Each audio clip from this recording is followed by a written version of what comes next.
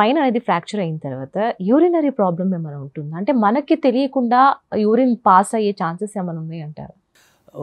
Spine సమస్యల తర్వాత నరాల్లో కానీ ఒత్తిడి కానీ ఉన్నట్టయితే ఈ యూరిన్ సమస్య వచ్చే అవకాశం చాలా వరకు ఉంటుందండి అది. కానీ ఏంటంటే ఇలా ఉన్న వాళ్ళల్లో చాలామందికి కాళ్ళలో బలం తగ్గడం, తిమ్మిర్లు రావడం, లేకపోతే బాగా నడుము నొప్పి ఉండడం, గూని రావడం, అలాగే ఎంఆర్ఐ చేసినట్టయితే నడుము మీద కంప్రెషన్ ఉంటుంది.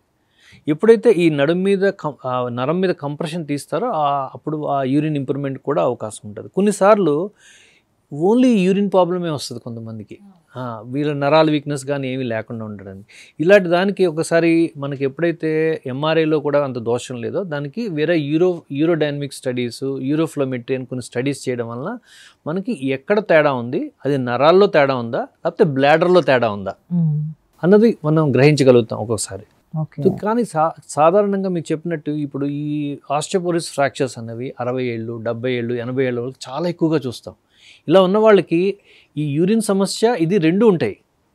కానీ అది ఏది బ్లాడర్కి సంబంధించింది, ఏది స్పైనల్కి సంబంధించినది మనం ఒకసారి పేషెంట్ బట్టి ఇవాల్యుయేషన్ చేసి వాళ్ళకి క్లినికల్గా వాళ్ళ పరీక్ష చేసి వాడిని డీటెయిల్గా హిస్టరీ తీసుకోవడం వల్ల, అవసరమైతే దాన్ని టెస్ట్ చేయడం వల్ల అది న్యూరోజెనిక్ అంటే నరాల వల్ల వచ్చిందా లేకపోతే వయసుతో పాటు బ్లాడర్ కంట్రోల్ కూడా వీక్ అవుతుంది.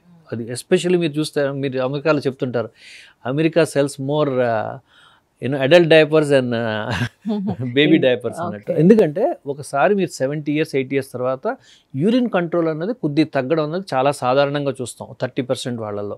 ఇది దీనివల్ల ఈ నొప్పి వల్ల వాళ్ళు ప్రతిసారి వెళ్ళలేకపోవడం వల్ల కానీ, లేకపోతే దానికి నరం వల్ల అయితే కానీ, రెండిటి వల్ల అయితే కానీ కొన్నిసార్లు ఇది చూస్తాం. దానికి కరెక్ట్గా అది ఇవాల్యుయేషన్ చేయించుకుంటే కారణం తెలిస్తే దాన్ని బట్టి, ఇప్పుడు బ్లాడర్ సంబంధించిన సమస్య అంటే దానికి మందులు ఇస్తే సరిపోతుంది.